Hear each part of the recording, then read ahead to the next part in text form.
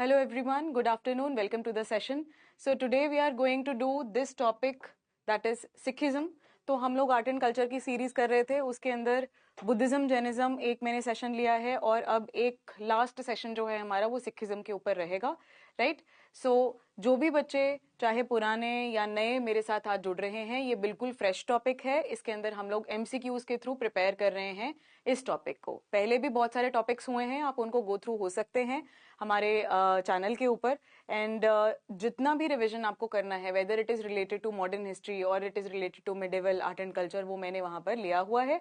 और आने वाले टाइम पे I am going to bring world history का revision also. Okay, world history revise करेंगे with the help of MCQs. तो उसके अंदर मैं एक्सप्लेन भी करूंगी, ऑफ कोर्स जैसे जैसे टॉपिक आएगा क्वेश्चन आएगा, और साथ में डिस्कशन करेंगे और क्वेश्चंस को भी अटेम्प्ट करेंगे. सो उसी पैटर्न के ऊपर हम लोग आज भी ये टॉपिक को कर रहे हैं. इट इज कॉल्ड सिखिज्म का टॉपिक, जो कि बहुत इंपॉर्टेंट है for specially PCS point of view से. अगर हम देखें, हम देखते हैं कि यूपीएससी के अंदर भी क्वेश्चंस तो ऑफ कोर्स हर एरिया से पूछे जाते हैं. Every religion is important to UPSC, तो वो लोग पूछते हैं जहां जहां पे नेसेसिटी होती है. लेकिन अगर आप पीसीएस पंजाब की बात करो तो वहां पर थोड़ा स्पेसिफिकली ज्यादा यू कैन से कि पुश किया जाता है. वहां पर ज्यादा थोड़ा ये स्ट्रेस किया जाता है कि आप ये नॉलेज जो है आपको हो, करेक्ट? सो उस पॉइंट ऑफ व्यू को हम लोग देखते हुए इसको करने जा रहे हैं. ठीक है बच्चे? ओके, चलो तो स्टार्ट करते हैं हम लोग फर्स्ट क्वेश्चन से. Consider the following statements about the founder of Sikhism. Okay, consider the following statements about the founder of Sikhism. Number 1, Guru Nanak was born in Talwandi near Lahore. He preached the message of Ek Onkar, meaning one supreme reality. He composed the Japji Sahib, which forms part of the Adi Granth. Now see, all the gurus are important, right? One thing. तो सबका chronological order important है, याद करना है. 1, 2, उन्होंने कौन सी city का foundation lead किया, वो कहाँ पर बॉर्न हुए, उनका रियल नाम क्या है, या उनका कोई अगर जैसे सेकंड नेम आता है तो वो क्या है, वो चीज याद रखना. Secondly, you also have to remember कि इनके जो राइटिंग्स हैं, जपजी साहिब हो गया या XYZ राइटिंग्स, आगे बहुत सारी हम और क्वेश्चंस के अंदर करेंगे, वो कौन से गुरु का कौन सा वाला राइटिंग है. ठीक है, ये कुछ फैक्ट्स हैं जो कि बहुत इंपॉर्टेंट रहते हैं पीसीएस पॉइंट ऑफ व्यू से, दिमाग में रखना है. ठीक है, जब इस टॉपिक को आप रिवाइज करोगे तो ये सारी चीजों को रिवाइज जरूर करना है. ओके, इसका आंसर करेंगे अब मुझे कि Guru Nanak Dev ji was born in Talwandi near Lahore. Is it true और not? Right, and you have to tell me that did he preach the message of Ek Onkar. And third, क्या जपजी साहिब कंपोज गुरु नानक देव जी ने किया है, yes or no? Which of the following above are correct? 1 and 2, 2 and 3, 1 and 3, या all of the above? That is 1, 2 and 3. तो यहाँ पर 1 by 1 हम लोग स्टार्ट करते हैं. मीनवाइल आप लोग आंसर्स कर रहे हैं, right? First one, that is absolutely correct. आज की डेट में पढ़ता है कहाँ? It is part of Pakistan, right? He preach the message of Ek ओंकार, जो कि बिल्कुल बिल्कुल सही है. So this is also correct, this is also correct, and this one is also correct. Japji Sahib याद रखना, गुरु नानक देव जी की रचना है, कंपोज किया है उन्होंने. आंसर यहां पर हो गया 1, 2 and 3.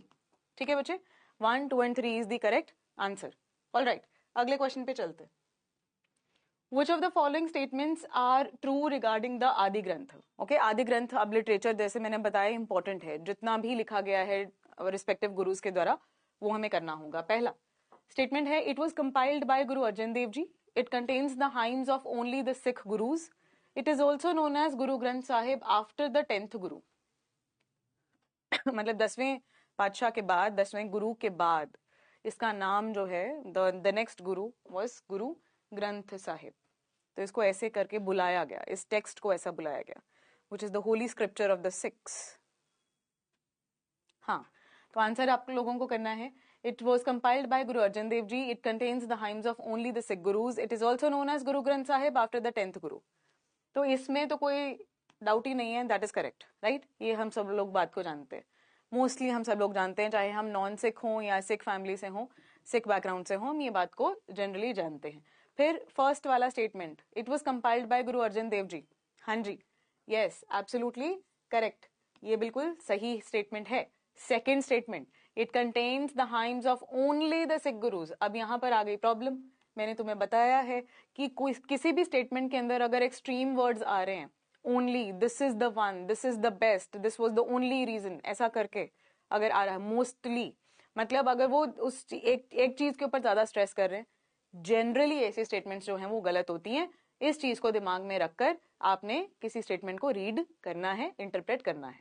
मैं जनरली कह रही हूँ, maybe there is a possibility कि वो स्टेटमेंट सही हो, जनरली वो गलत होती है, ठीक है। तो ओनली सिख गुरुज का यहाँ पर नहीं है बानी, बल्कि हम लोग देखते हैं यहाँ पर there is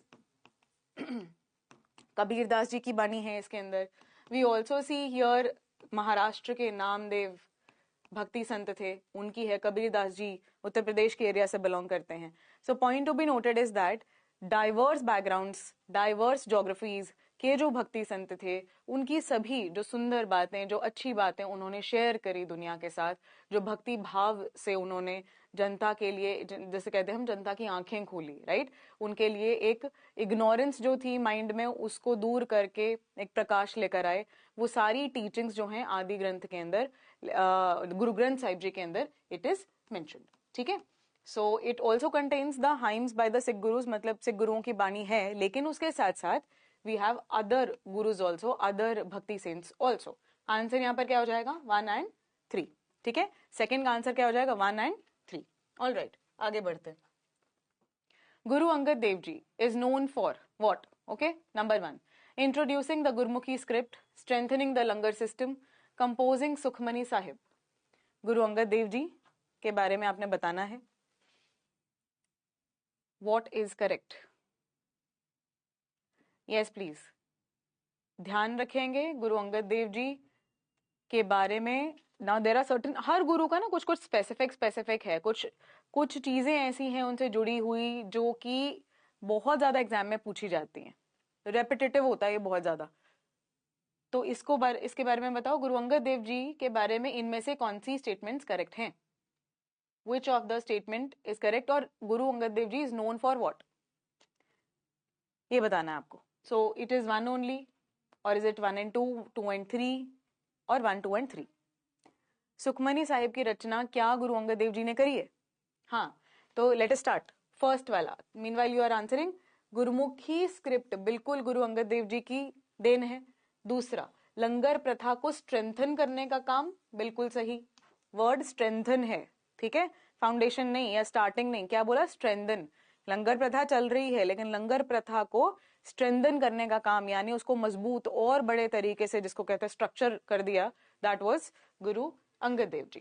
third one is wrong, क्योंकि सुखमनी साहिब की जो रचना है ये गुरु अंगद देव जी की नहीं है, ये गुरु अर्जन देव जी की है, ठीक है।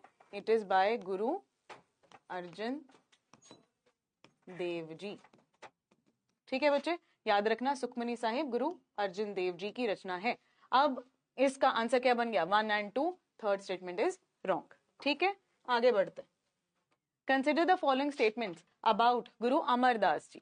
अब गुरु अमरदास जी के लिए he introduced the manji system for preaching. अब देखो ये बड़ी आइकॉनिक चीजें हैं। Manji system, he emphasised equality and banned sati and purdah system. 1 second. हाँ, तो banned sati and purdah, was it so? क्या ऐसा था?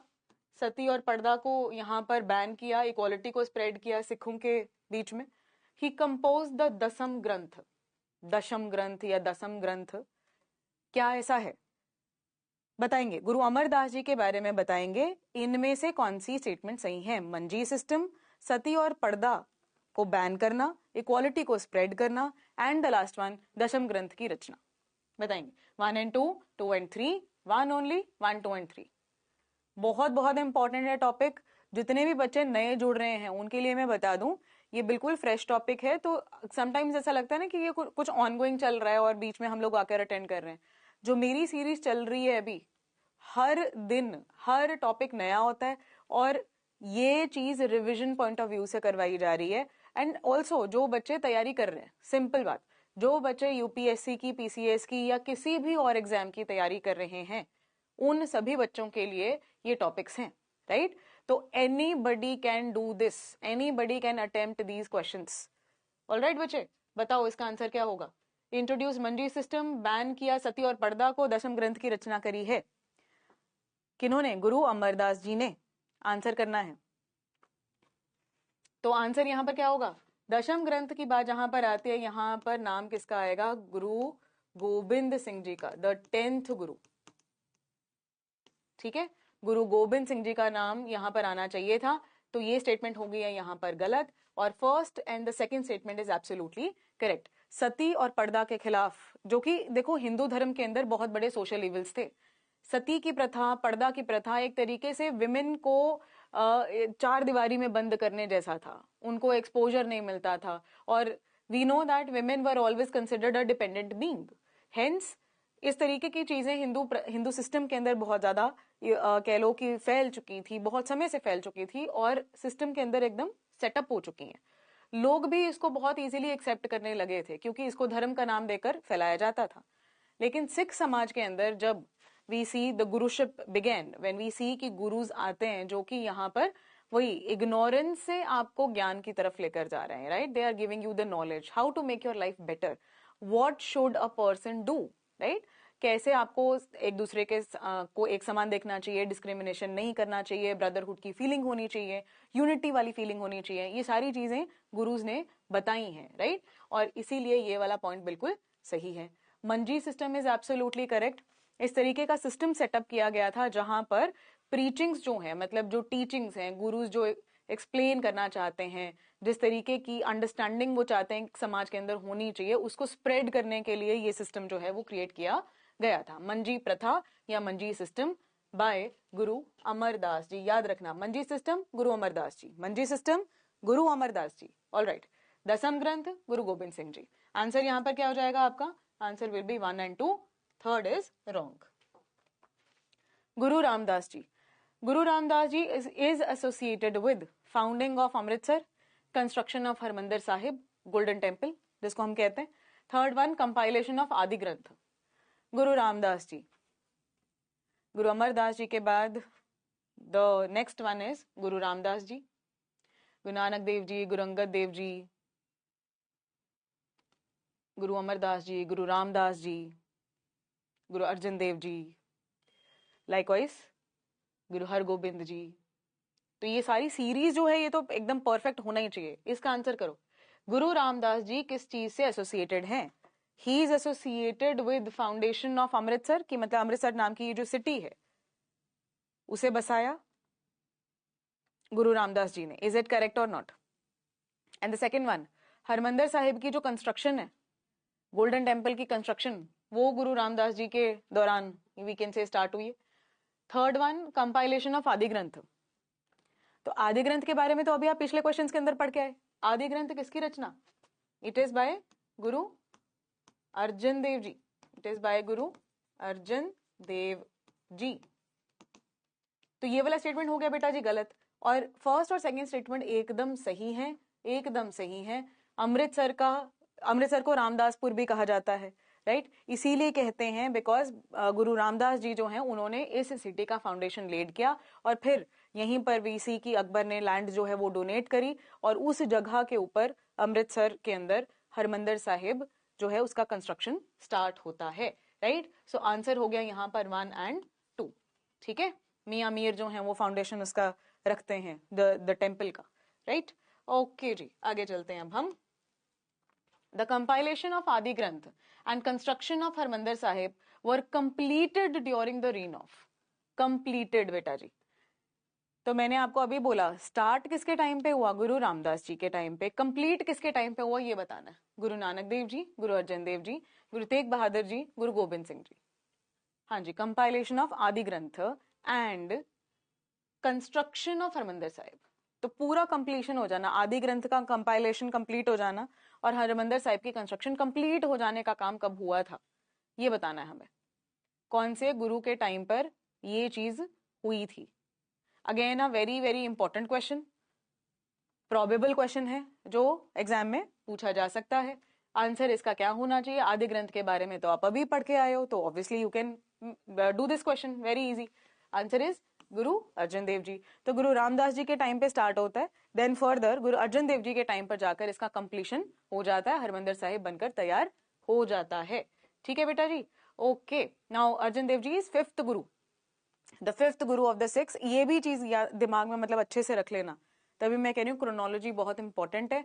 फर्स्ट गुरु कौन थे, सेकंड कौन थे, थर्ड कौन, फोर्थ, फिफ्थ, इस तरीके से, मतलब नाम आते ही आपको ये दिमाग में आ जाना चाहिए कि भाई ये इस नंबर के गुरु हैं, राइट। क्योंकि इस तरीके से भी क्वेश्चन पूछा जा सकता है। जैसे यहाँ पे लिखा जा सकता था कि पहले गुरु या पांचवें गुरु, 9वें गुरु, 10वें गुरु, इस तरीके से लिखा जा सकता था। तो वो आइडिया भी होना चाहिए, क्लैरिटी पूरी अच्छे से होनी चाहिए। किसी भी तरीके से घुमा के क्वेश्चन पूछ सकते हैं। आंसर यहाँ पर हो गया गुरु अर्जन देव जी। अगले क्वेश्चन पे चलते हैं। Which of the following statements about Guru Hargobind ji is correct. So sixth गुरु, गुरु हरगोबिंद जी के बारे में आपको बताना है which statement is correct. He introduced the concept of Miri and Piri, the temporal and the spiritual authority. He built the Akal Takht. He was executed by Aurangzeb. One only, 1 and 2, 2 and 3, 1, 2 and 3. हाँ जी, क्या होना चाहिए answer? गुरु हरगोबिंद जी sixth गुरु हैं और sixth गुरु के time पर एक बहुत ही डिफरेंट फर्स्ट टाइम एक चीज स्टार्ट होती है, कॉन्सेप्ट स्टार्ट होता है। वो कॉन्सेप्ट क्या था आप याद करो, याद करो कॉन्सेप्ट क्या था। हाँ जी, तो ये वाला इंसिडेंस जो है, अभी देखो दिवाली आने वाली है, बंदी छोड़ दिवस आने वाला है। So you must know the story of this, right. Statement आप पहचानो कौन सी वाली गलत है, कौन सी वाली सही है। तो पहली वाली स्टेटमेंट तो एब्सोल्युटली करेक्ट है। मीरी एंड पीरी का जो कॉन्सेप्ट है वो देने वाले गुरु कौन थे? इट वाज गुरु हरगोबिंद जी। क्यों ऐसा किया गया? क्योंकि हम क्या देखते हैं कि गुरु अर्जन देव जी को एग्जीक्यूट कर दिया गया था जहांगीर के द्वारा, राइट। अब उस टाइम पे अच्छा क्यों किया गया वो भी हम देखते हैं कि जहांगीर का बड़ा बेटा जो था प्रिंस खुसरो जिसका नाम था, वो बगावती हो जाता है, वो अपने पिता के खिलाफ रिबेलियस हो जाता है। और इसी बीच में वो जब जाकर शरण गुरु अर्जन देव जी से जाकर मांगता है तो गुरु जी उसको शरण दे देते हैं। और जहां एक तरफ खुसरो को रिबेलियस काउंट किया गया जहांगीर के द्वारा, वहीं उसको हेल्प करने वाले गुरु को भी उन्होंने रिबेलियस काउंट किया, उन्हें रिबेलियस कह दिया गया। और जब ये चीज की सजा सुनाई गई तो उनका एग्जीक्यूशन यहां पर किया गया, right. Guru Arjan Dev ji was executed by Jahangir. Now अगले गुरु आते हैं Guru Hargobind ji. Now the sentiment ऐसा फैल जाता है सिख कम्युनिटी के अंदर कि बहुत ज्यादा अन्याय हो रहा है, this is injustice, and Guru is one who should be, who is the guide, who is the guiding power of the Sikh, right, Sikh community. तो ऐसे में गुरु का फर्ज एक तो है ही है कि वो स्पिरिचुअलिटी जो है उसको लेकर आपको गाइडेंस दे रहे हैं, उसको लेकर आपको क्लैरिटी दे रहे हैं, ज्ञान का प्रकाश लेकर आ रहे हैं। At the same time Guru decides कि इस इनजस्टिस से मुझे अपनी सिख कम्युनिटी को बचाना भी, that is one of the duty, that is one of the duty of the guru, right. Hence he decides कि injustice के खिलाफ हम लोग हथियार उठाएंगे, इनजस्टिस के खिलाफ हम लोग ये वेपन उठाएंगे, राइट। हेंस मीरी और पीरी का कॉन्सेप्ट यहाँ पर आया। और दूसरा एकदम सही है, अकाल तख्त का जो स्थापना है वो बिल्कुल गुरु हरगोबिंद जी ने करी। लेकिन ये तीसरा वाला गलत है। गुरु तेग बहादुर जी का एग्जीक्यूशन औरंगजेब ने किया है, गुरु हरगोबिंद जी का नहीं, ठीक है। गुरु हरगोबिंद जी को बल्कि कैद कर लिया गया था जहांगीर के द्वारा और बाद में फिर उन्हें रिलीज करा गया, जिसको हम बंदी छोड़ दिवस के रूप में मनाते हैं, ठीक है। दिवाली के त्योहार के समय में वो आता है। ऑल राइट जी, तो सिख कम्युनिटी उस वक्त पे क्या मनाती है? दिवाली के साथ साथ गुरु हरगोबिंद जी की जो कह लो वहां से छोड़े गए थे, तो वो बंदी छोड़ दिवस, बंदी बना दिए गए थे, बंदी छोड़ दिवस के रूप में उसे मनाया जाता है। सो थर्ड स्टेटमेंट यहाँ पर गलत हो गई, 1 and 2 are correct, third one is wrong, ठीक है बेटा।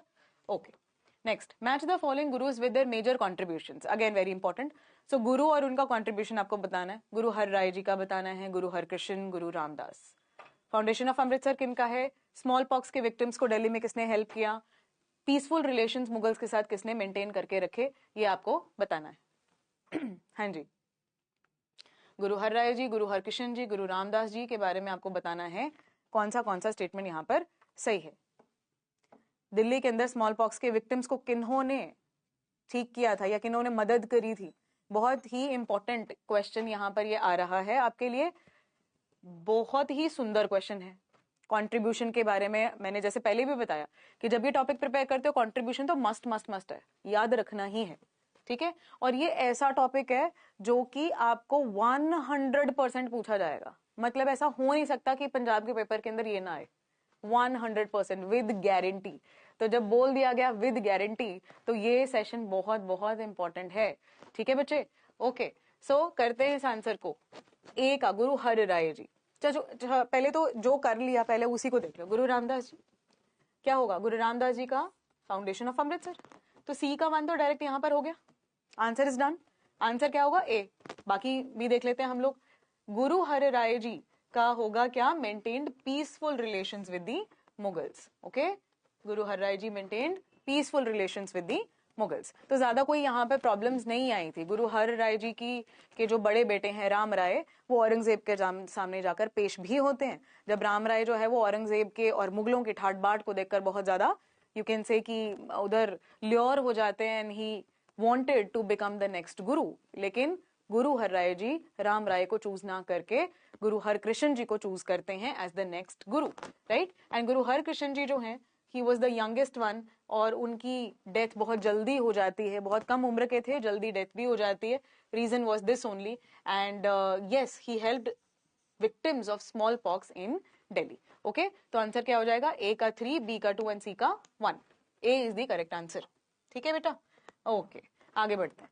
Consider the following statements about Guru Tegh Bahadur ji, 9th Sikh गुरु। ये तो मैंने ही बता दिया, ये तो बिल्कुल सही है भाई। He was the 9th Sikh Guru, correct. सो हमने सीरीज देख लिया कैसे Guru Hargobind ji was the 6th one, then Guru Har Rai ji, then गुरु हरकृष्ण जी, फिर उसके बाद Guru Tegh Bahadur ji and Guru Gobind Singh ji, right. तो I hope the series is clear to you. Now, he was executed in Delhi by Aurangzeb for defending the religious freedom of Kashmiri Pandits. अभी अभी मैंने ये बात आपको बताई, राइट। तो इस स्टेटमेंट का आंसर हम ऑलरेडी कर चुके हैं, राइट, कि औरंगजेब ने उनको एग्जीक्यूट करवाया। मैंने ये बात बोली थी अभी थोड़ी देर पहले। रीजन क्या था वो यहाँ पर लिखा हुआ है, तो रीजन आप मुझे बता दो, क्या ये सही रीजन है? कश्मीरी पंडितों की फ्रीडम के लिए क्या गुरु तेग बहादुर जी को एग्जीक्यूट किया गया? बिल्कुल सही, absolutely correct. So the thing was कि कश्मीरी पंडित जो हैं वो बहुत ज्यादा बड़े लेवल पर एग्जीक्यूट किए जा रहे थे, बहुत बड़े लेवल पर उनका एक्सोडस हो रहा था।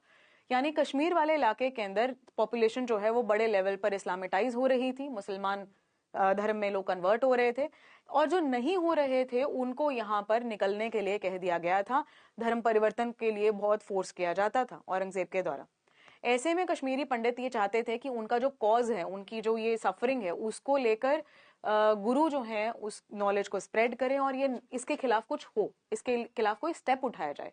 तो गुरु जी ये डिसाइड करते हैं यस कि कश्मीरी पंडितों का जो कॉज है वो बिल्कुल जेन्युइन कॉज है और इसे उठाना चाहिए, इस मुद्दे को उठाना चाहिए। As a result of which यहाँ पर औरंगजेब ने ये इल्जाम लगाया गुरुजी के ऊपर कि आप भड़काने का काम कर रहे हैं, समाज में भड़काऊ तरीके से आप लोगों को बातें बोलते हैं और उससे लोग जो हैं वो सरकार के खिलाफ हो रहे हैं, मुगलों के खिलाफ हो रहे हैं। Hence you are you can say कि भाई आप गलत काम कर रहे हैं, या आप एक क्रिमिनल काइंड ऑफ, उन्होंने उनके ऊपर टैग लगा दिया और इसी के बाद गुरु तेग बहादुर जी को बीहेड कर दिया गया था। So this statement is also correct. Now the last one, his son was Guru Gobind Singh ji, absolutely correct. Gobind जिनका जन्म कहाँ हुआ था? पटना के अंदर, आगे जाने गए गुरु गोबिंद के नाम से, right. And he was the 10th Guru of the Sikh. Hence the answer is 1, 2 and 3, right. Okay ji, I hope you are enjoying this, I hope you are able to revise. Okay, आपका जो रिविजन का पर्पज है वो पूरा हो रहा है। आगे चलते। Which of the following statements about Khalsa is correct? Khalsa पंथ, खालसा की स्थापना हुई, उसके बारे में क्या इनमें से करेक्ट है? Very important topic, again very important question. It was founded by Guru Gobind Singh Ji in 1699. The 5 initiates were called the Panj Pyare. Members were required to keep the 5 Ks, that is the kesh, that is case, जिसको हम hair बोलते हैं, बाल, कड़ा, कृपान, कंगा and कशेरा, right? तो ये 5 चीजें, the 5 Ks जिसको हम कहते हैं सिख कम्युनिटी में, क्या ये चीज गुरु गोबिंद सिंह जी ने एस्टैब्लिश किया? ये अब क्वेश्चन है। ये तो होता ही होता है भाई, ये तो पक्का ही पता है हमें, बट इज इट बाय गुरु गोबिंद सिंह जी और is it by somebody else, some else Guru? Answer यहां पर कर दो मुझे फटाफट से, बहुत ही इंपॉर्टेंट क्वेश्चन है। Regarding the 10th Guru of the six, गुरु गोबिंद सिंह जी के रिगार्डिंग एक क्वेश्चन यहां पर आ रहा है, आपने मुझे बताना है इनमें से कौन सी स्टेटमेंट्स करेक्ट है। ठीक है, देखो क्या होना चाहिए आंसर दी। तो देखो पहले स्टेटमेंट को देखते हैं। तो खालसा पंथ की स्थापना किसने करी? गुरु गोबिंद सिंह जी। वहां से ही दिस कॉन्सेप्ट स्टार्टेड।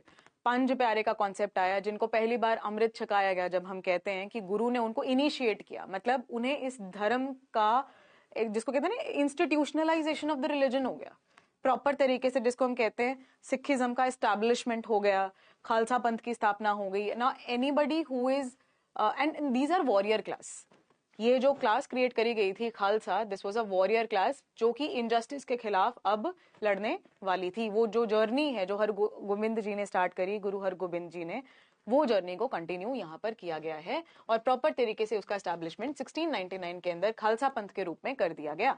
5 इनिशिएट्स को पंज प्यारे कहा जाता था, ये भी बिल्कुल सही है। अब पंज प्यारे कौन कौन थे ये भी ध्यान में रख लेना, ठीक है। पंज प्यारे कौन कौन थे, कहां कहां से बिलोंग करते थे, ये पक्का अच्छे से याद कर लेंगे। और अगर किसी बच्चे को आता है, अगर किसी बच्चे को आता है, मुझे यहाँ पर चैट बॉक्स में लिखकर बता देंगे, ठीक है। अगर किसी बच्चे को ये इस बारे में पता है। अब मैं आगे तीसरी स्टेटमेंट लेती हूँ। Members were required to keep the 5 Ks. तो जो भी खालसा पंथ को अपनाता था, जिसकी भी इनिशिएशन होती थी, यानी जो अमृत छक लेता था, वो ये 5 केस को अपनी लाइफ में जरूर उतारता था। ये 5 के जो हैं ये बहुत इंपॉर्टेंट थे, ठीक है। Alright, hence answer should be 1, 2 and 3, ठीक है जी। बहुत ही बढ़िया क्वेश्चन था, याद रखना है। Next, Guru Gobind Singh made which of the following declarations? Number 1, Guru Granth Sahib would be the eternal guru of the Sikhs. No human guru would succeed him. The Sikh community was to follow both spiritual and material life. Both spiritual and material life. क्या ये सही है? अच्छा, I'm sorry. Martial life. Martial life.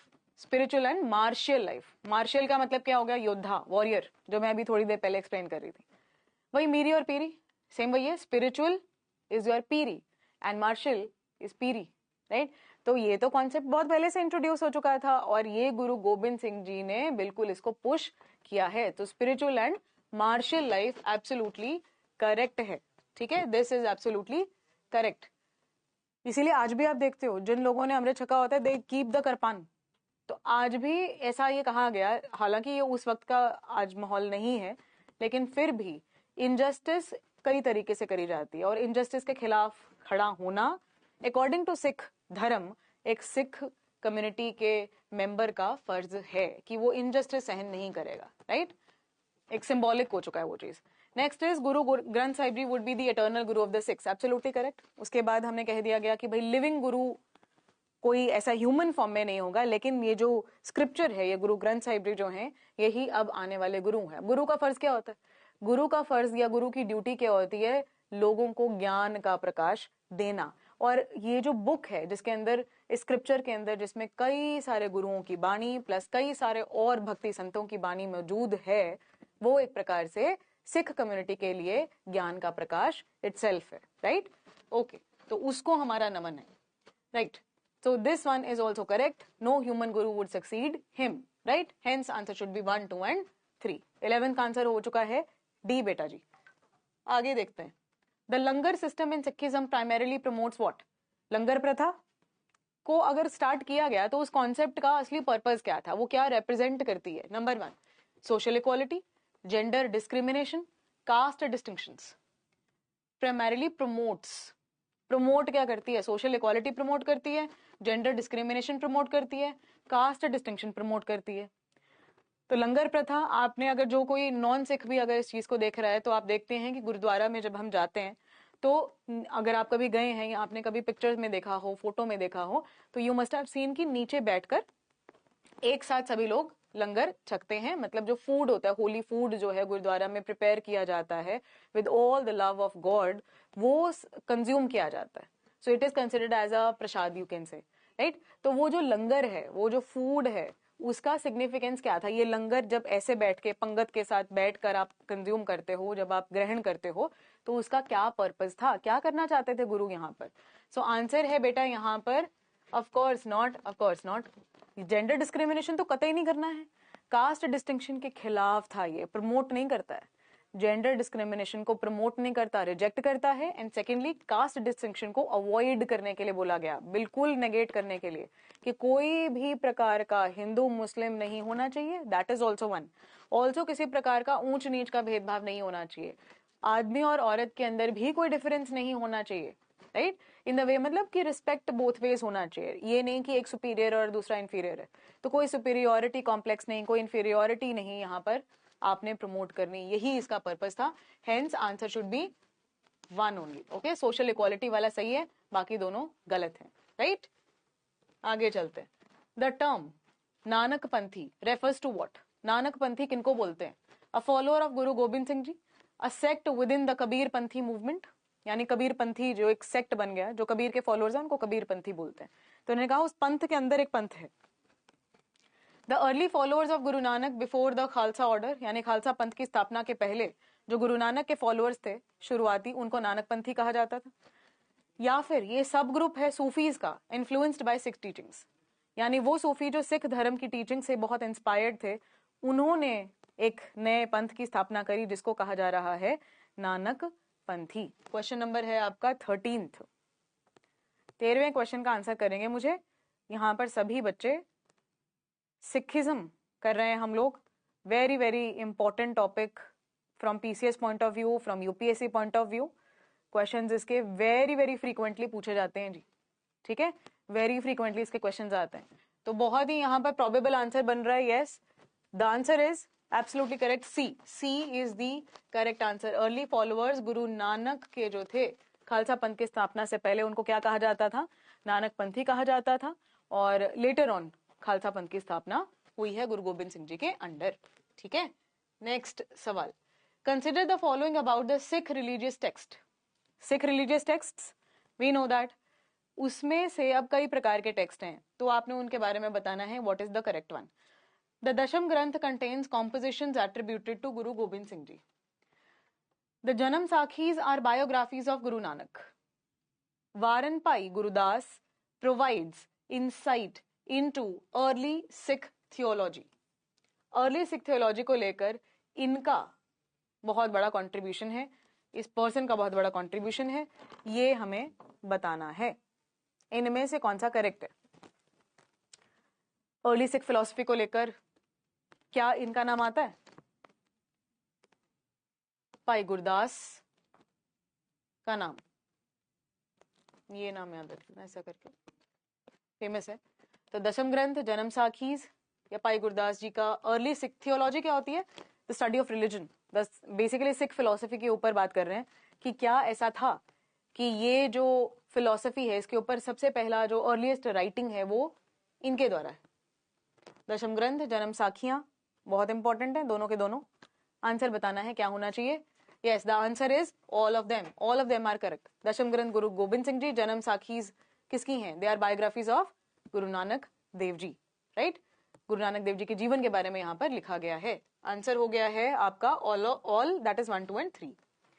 Last question, the Anandpur Sahib resolution which was passed in 1949 and earlier Singh Sabha movement late 19th century were related to what? Related to what? Number 1, revival and reform of Sikh institutions, purification of Sikh practices from Hindu influences, political autonomy demands. So हम लोग क्या देखते हैं कि जैसे social religious movements जो हैं वो सभी धर्मों के अंदर एक्टिव थी। हम हिंदू धर्म के अंदर देखते हैं, हम इस्लाम धर्म के अंदर देखते हैं, हम पारसी धर्म के अंदर देखते हैं, ऐसे ही सिख धर्म के अंदर भी रिफॉर्म मूवमेंट्स चल रहे थे, ठीक है। तो अंग्रेजों का राज जब था भारत के अंदर, तो आपने सुना होगा गुरुद्वारा रिफॉर्म मूवमेंट के बारे में, अकाली मूवमेंट के बारे में, जो कि बहुत इंपॉर्टेंट है, जिसको मैं ऑलरेडी करवा चुकी हूँ बेटा जी, मॉडर्न हिस्ट्री के सेशंस के अंदर हुआ है। ये सोशो रिलीजियस रिफॉर्म मूवमेंट्स के ऊपर एक सेशन लिया गया था जहां पर मैंने इसको करवाया हुआ है, क्वेश्चंस के थ्रू हमने रिवाइज किया था उसे। तो उसके बाद हम देखते हैं एक और movement which is called Singh Sabha movement. Anandpur Sahib resolution जो कि पास हुआ, उससे पहले सिंह सभा मूवमेंट चल रही थी। They are related to what? किससे रिलेटेड है? अब मेरी बातें करते करते आपको इस सवाल का आंसर मिल गया होगा कि किस चीज से वो रिलेट करना चाहिए भाई। क्या मेरे लेक्चर के अंदर अभी एक्सप्लेनेशन में कहीं आपने पॉलिटिकल ऑटोनॉमी वाला शब्द सुना कि हम लोग आजाद रहना चाहते हैं या हम लोग एक अलग सेटलमेंट एस्टैब्लिश करना चाहते हैं, अलग कंट्री क्रिएट करना चाहते हैं? ऐसा कुछ नहीं था। या अलग स्टेट क्रिएट करना चाहते हैं, कुछ ऐसी डिमांड नहीं थी। सो पॉलिटिकल ऑटोनॉमी की डिमांड्स यहाँ पर नहीं थी। लेकिन पहला वाला revival and reform of Sikh institutions, ये बिल्कुल सही है। And second one, purification of Sikh practices from Hindu influence.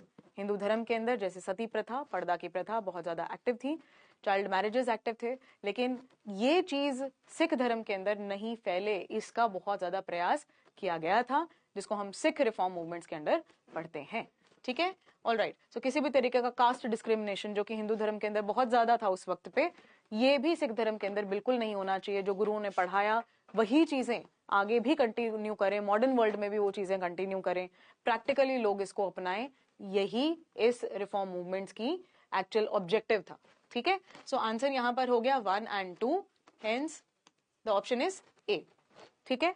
Okay, now the next news for you people is that we are going to start a batch on 10th of November, right? 10th of November 2025 एक batch start होने जा रहा है, बिल्कुल fresh batch है।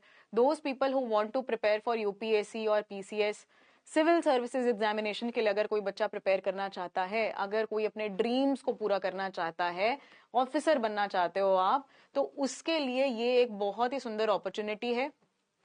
The fees has been reduced a lot. As you can see, it is 84,999 only, right?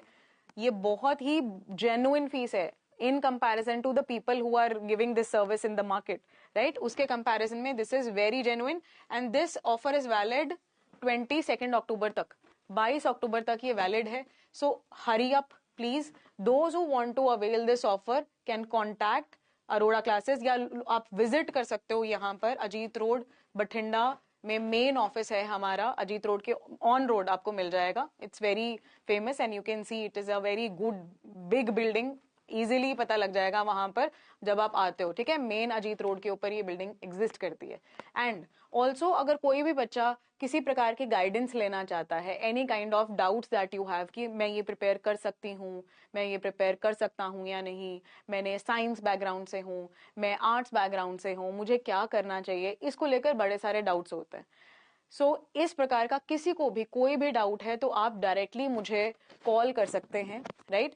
And as soon as you call, right, वहां पर you just have to tell my name, मेरा नाम आपको वहां पर बताना है कि हमें वैशाली मैम से बात करनी है, इस तरीके का गाइडेंस हम लेना चाहते हैं, right. That will be done and इसके लिए ओनली 100 रुपीज का एक रजिस्ट्रेशन है जो आपको करवाना पड़ेगा। तो जैसे ही आप कॉन्टैक्ट करोगे ऑफिस के अंदर, आप ये रजिस्ट्रेशन करवाओगे एंड इमीडिएटली आपको कॉल के लिए बोल दिया जाएगा और आप मेरे साथ कॉन्वर्सेशन कर सकते हो। और कोई लोग मिलके बात करना चाहते हैं तो most welcome to the office, आप आइए, हम लोग यहाँ पर अवेलेबल होते हैं and you can talk to us. Alright, so ये ऑफलाइन और ऑनलाइन दोनों मोड में है बच्चे। ऑनलाइन की फीस तो ओनली 14,999 है, right. So that is all from my side. Thank you very much and I will see you in the next session. Bye bye. Take care.